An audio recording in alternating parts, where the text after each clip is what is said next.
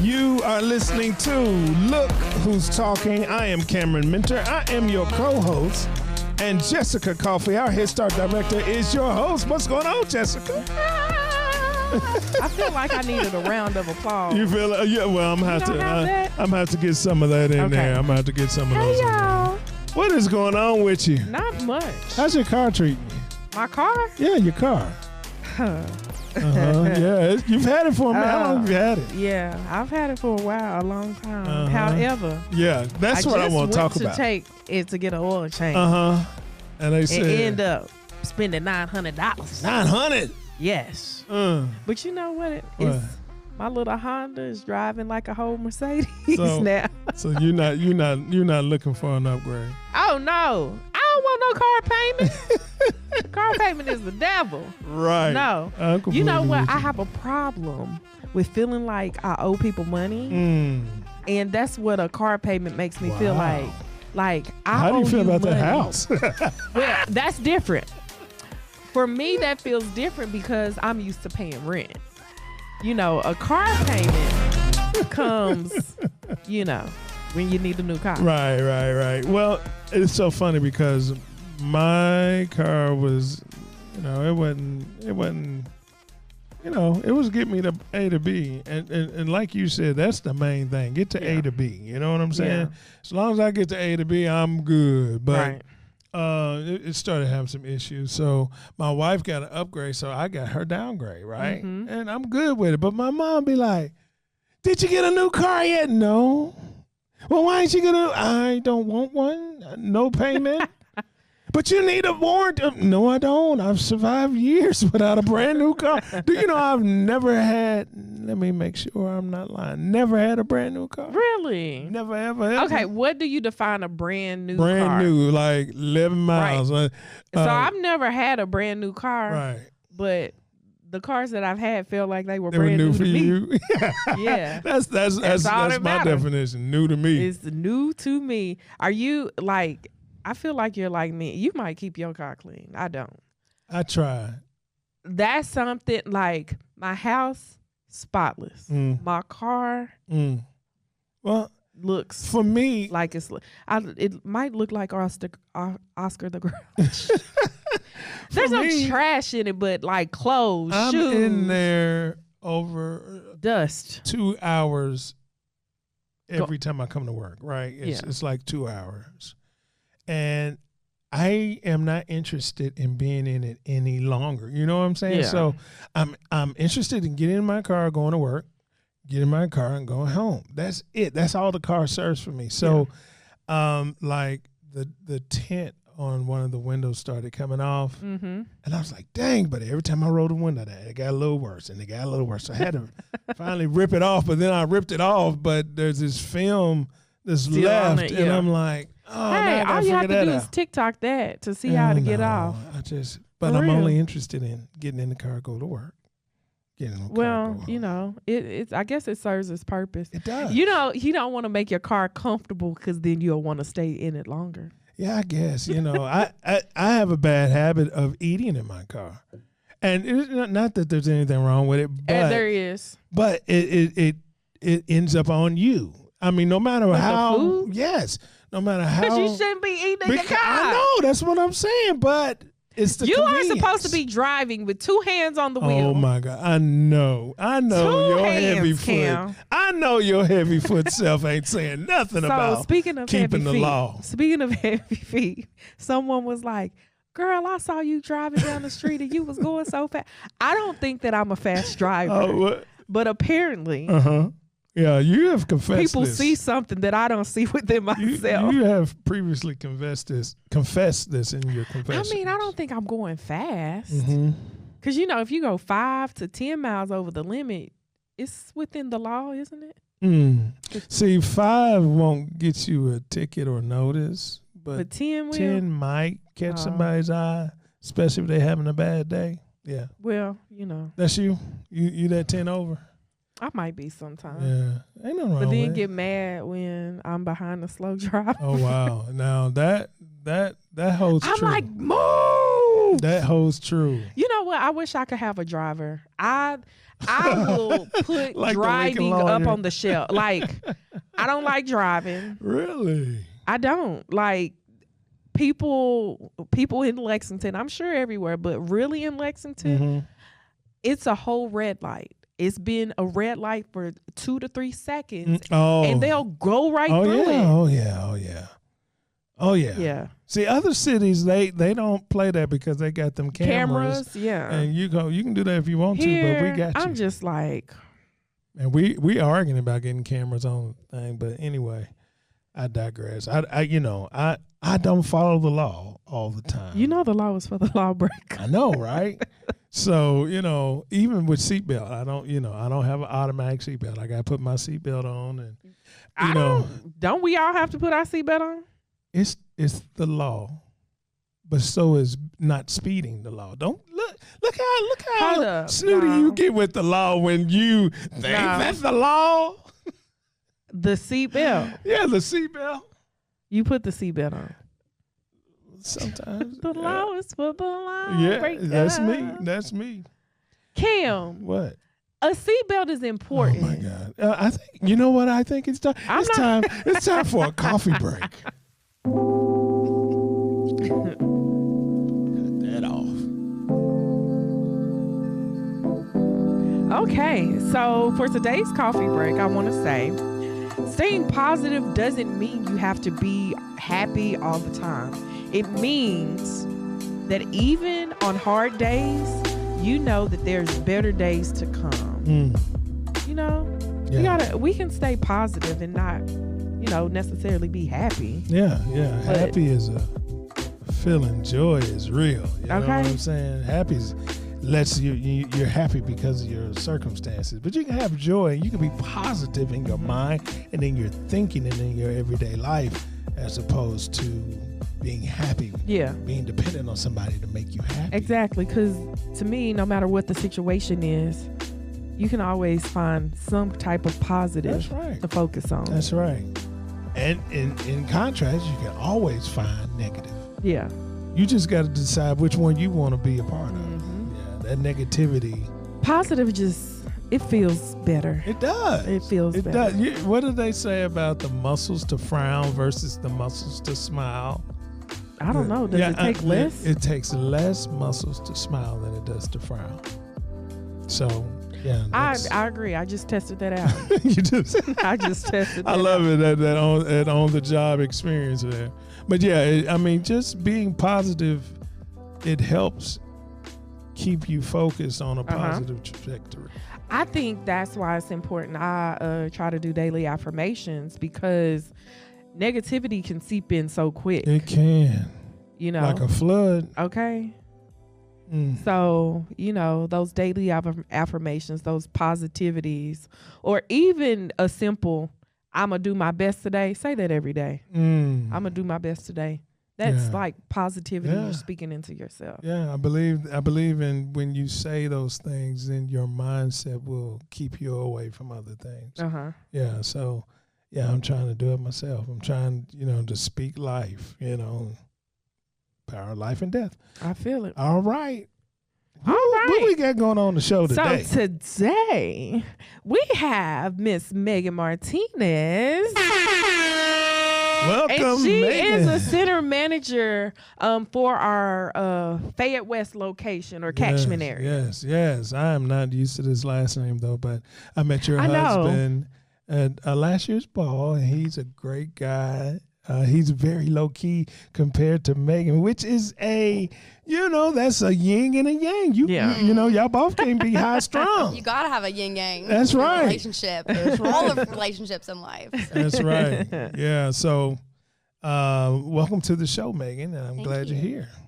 Yeah. So let's talk about you being a center manager in your role. Can you tell the viewers or the listeners about what you do within the agency?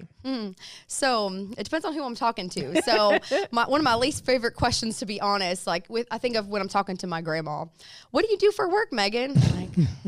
It depends on the day. It depends on it depends on the day. And it also depends on who I'm talking to. Like, do they know what Head Start is? Do they know what community action is. Yeah. So I'm gonna give you the grandma version, then I'll Okay. give you the more in-depth version. Yeah. So the grandma version.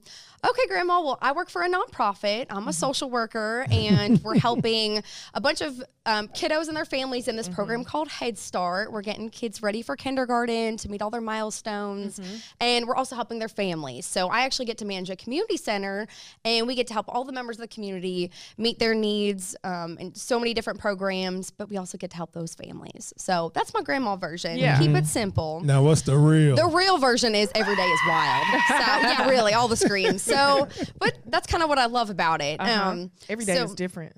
Totally different. So, in every catchment area is different. So, if you're familiar with community action and the Head Start program, there are different catchment areas, so different neighborhoods. Yeah. So, if you live closer to my area in the west side of town, we're not going to send you to a Head Start center all the way in Nicholas County. That doesn't make any sense. So, my role is to make sure that those in my catchment area, so that west side of town, are pretty much taken care of. So, for our Head Start families, we're making sure they have all those resources, making sure they have transportation to school, make sure that they have everything they need to be successful in life. So not just the kid, but the parents, the other siblings, the whole family. So for my specific role, that means I got to know my community. So I am out being the voice of community action in the Cardinal Valley and Greater Gardenside area. So I'm attending community meetings, gathering all the resources, all the programs that are going on to bring those back to our Head Start families and vice versa. So I'm also responsible for making sure that our community members know what we're doing at Community Action and with Head Start. Gotcha. So big thing is- Your catchment area has a high population of Spanish speaking. we do, yes. So Do you have the staff that speaks Spanish? Tell us about that. I do. I'm a little biased, but I have the best team in all of Fayette Do County. you speak Espanol? Un poquito, sí. A little bit. But honestly, my team has been fantastic. So about half of my team is bilingual, and they all have completely different backgrounds. So just because you speak Spanish doesn't mean you're all from the same place. So it has been a great thing. Just the diversity on our small little Fayette West team is fantastic. Yeah. So we have that diversity there, and being able to have those Spanish-speaking staff has been a game changer because anyone who walks through our door, we have a high population of those who do speak Spanish. So we're able to navigate together as a team to serve anyone who walks in the door. That's perfect. That's awesome. So one of the things that we have been discussing before is making those connections with the services and people in your community that can help all meet the goals of the community. So you're in the Cardinal Valley. So tell me about some of the, the people that you've reached out to in your neighborhood and the relationships and sponsorships. I don't know if they're sponsorships, but relationships you're building. So every year has been different. Like the relationships I've had since day one are some that you'd probably think of. So we have a library right down the street. That's a huge resource. Yeah. Just in that library resource, we have ESL classes. We have those other programs and services that help our folks that are coming from other countries navigate and be able to pretty much acclimate to American culture. So we have some of those types of services, expected community relationships with libraries. We have different neighborhood associations, so I'm able to attend those meetings and get to know what's going on in our community there. We have a park right down the street, so our park association is pretty close with us, so we can navigate and just be part of all of those park events that are going on. But recently, we've expanded to different relationships that I wouldn't expect. So my favorite one, well, maybe not my favorite, but one of the unique ones is we actually have a partnership with the CSL Plasma Center across the street. So not one I would typically think of, like community action and CSL Plasma. Like that usually doesn't go hand in hand, but they have actually offered to donate to some of our events. They sponsored a few of our Head Start families for the holidays so that they could have presents and other things that they may need. They've donated clothes. So, and that's just from the staff point from their community center. Right. They want to give back to the community. So Do they come over and say, hey, I need your plasma today? they have a little bit. I've told them I'm terrified of needles. I do not think I would be the best customer that they would like. However, we do have some families that come in looking for employment and they may not qualify legally to be able to apply for some jobs yet. So they actually are able to donate plasma. And I guess there's maybe maybe not a stereotype, but I kind of already had a bias in my head of, oh, like, I don't know if I, should I encourage that? Is that something I want to do? But the staff out there have actually given us documentation and information that you're actually helping the Kentucky community right here. Like, they use the plasma directly in our own community. I'm like, okay, that's pretty neat. So, it's kind of a win-win, and community partnerships are just kind of fun. Yeah. They're all over the place. So if someone came to Fayette West, like, what, besides Head Start, what other resources or services would you introduce them to? Yes. So we have 2 other pretty much unique things for our specific location. The first one is, if you've been to our tiny little building, the entire upstairs is our office space, sometimes a little crazy, sometimes wild, rarely quiet, but our entire basement has actually been turned into a pantry. So we're one of the God's Pantry pickup locations. Oh, that's great. So that's been a fantastic, great partnership with God's Pantry that we've had for years. And we also have a financial empowerment coordinator. So he is helping with financial coaching and does family engagement events to be able to share those savings and budgeting information. Good. That sounds great. We're going to take a quick break, but Megan, you've been here about 3 years. We want to know about your experience with Community Action Council. We'll get that right after the break. You are listening to Look Who's Talking.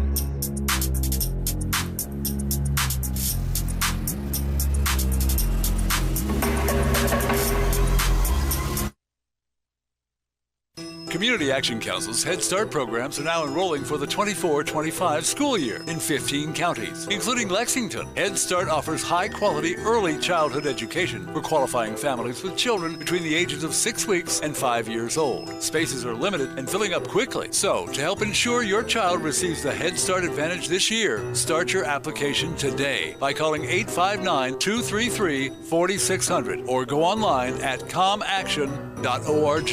That's COMM action.org. This past year has highlighted the strength of Community Action Council. Every day, our staff works together to help families recover from this crisis.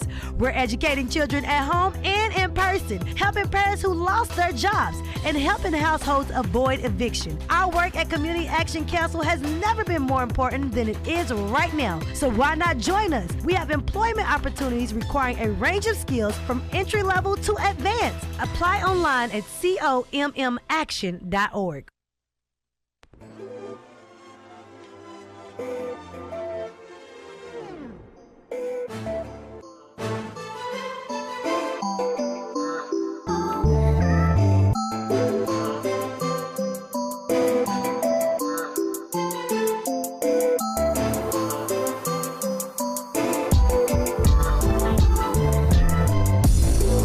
You are listening to Look Who's Talking.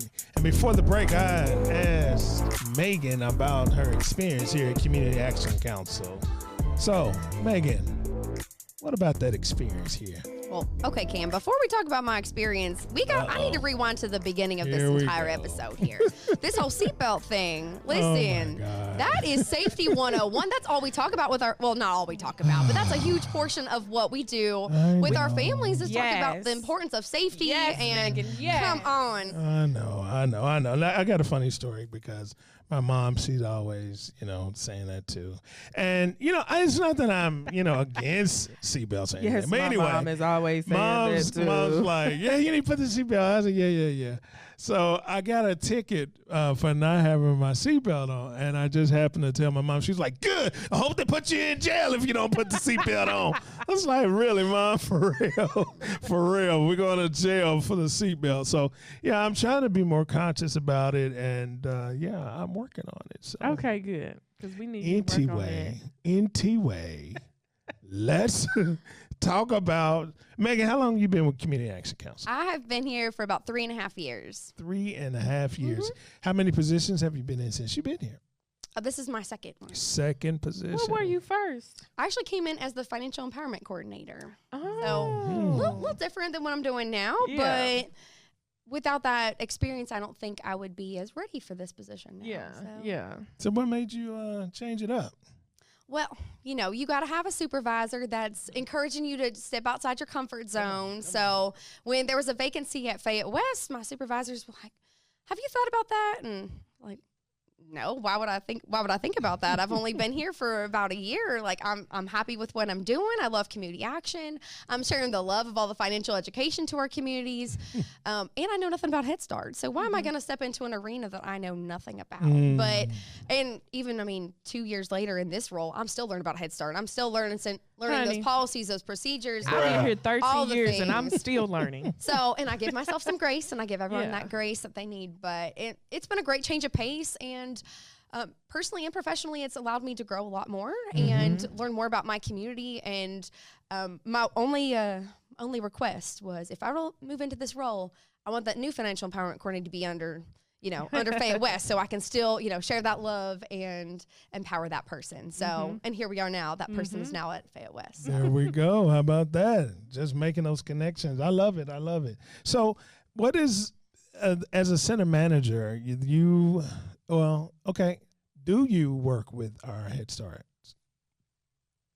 programs? All the time. All the time. How many programs are you working with?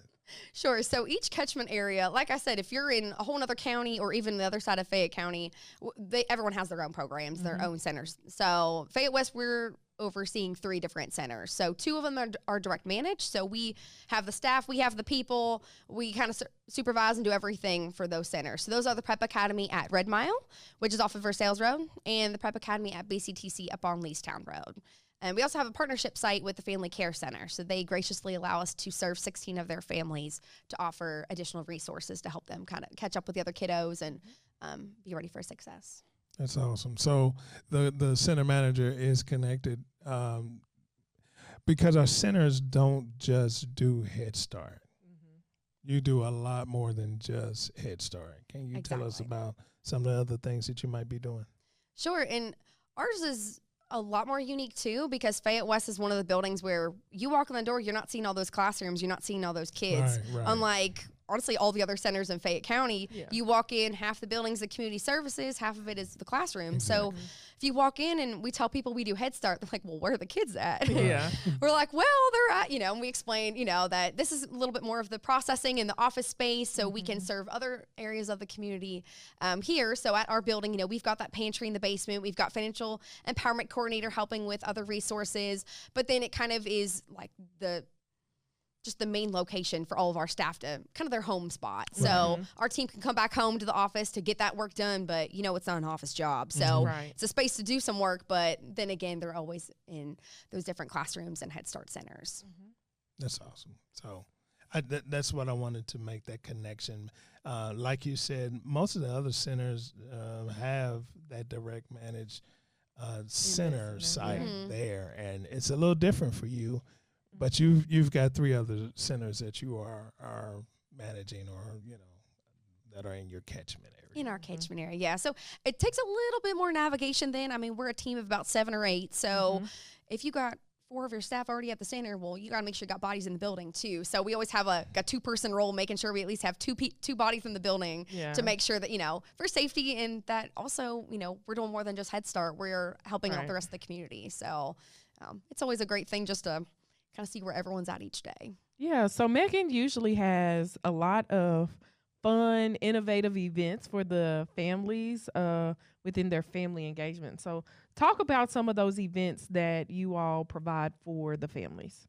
Yes, so the thing with having BCTC and Red Mile, sometimes that means we have to have 2 events. So because they serve 2 different populations. Sometimes it's the same. We'll do a big winter festival all together as Fayette West, but then other times, the needs are a little different. So we really try to tailor to what those families need. So we were actually having our big brainstorming session this past week, and we were talking about one of our favorite events that we did kind of on a whim. We kind of tried it out, and it was much better than we expected. So our end of year celebration for BCTC, we have such an increase in our diverse culture. So yes, of course, Spanish speaking means multiple backgrounds and countries that you may be from, but we have more folks that speak Swahili, a Nepali background, and we wanted to somehow represent them and learn more about their culture. So we made it a multicultural end of year celebration. So we had permission to have this out at a park. So we were able to invite all of our families to bring an authentic cultural dish, and they brought the dishes. Oh, wow. We had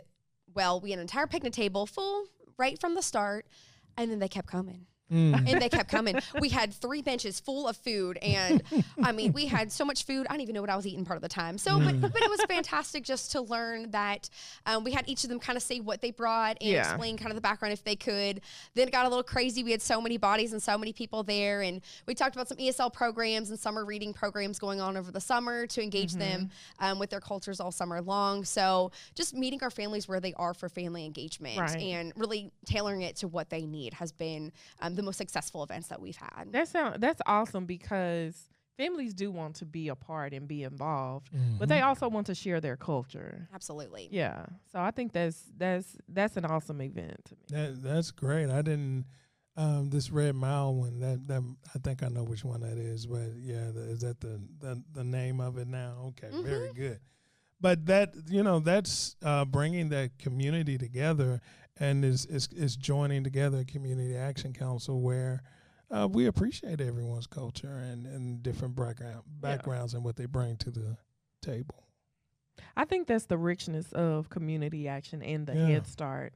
You have so many cultures and a diverse group of people who do want to come together for the commonality of, if it's Head Start, to promoting children to be in a realm of receiving the best educational services that will propel them to future opportunities. Absolutely. Absolutely. So Megan, what's going on next for your center? What's coming next? I mean, you hit us at a crazy time of year. This is literally, this is the everything time of year. It's mostly our preparation. So we are so close to having every single kid ready to go. We're meeting with all of our families. Just yesterday, if you were in Fayette West, it was absolute bonkers. I mean, we had kids coloring in the lobby, almost coloring on the walls. We had 3 different families in at one time. Every office was occupied. So, that's my favorite time of year, though, the busiest time when all of our families are getting excited for school. We're prepping for our open house and our parent orientation to introduce everything that our parents can expect for this coming year. We have our all-staff meeting next week, so all of our teachers are coming back that have been off at BCTC this week. So excited to have their energy back and get ready for the school year. So we're just in prep mode and laser focused on seeing what our families are going to need from us this year. Well, that is awesome. And what, contact information for your center, or let's give that 233. Let's give that one. Okay. Well, especially if you don't know, if you need any type of contact, we give them that 233 number. So the main administrative location is 859-233-4600. All right, Megan, thank you for being on the show. Megan. Thank you for having me. And you have been listening to Look Who's Talking. Tell a friend. Share the show. We really appreciate it. See you when we see you.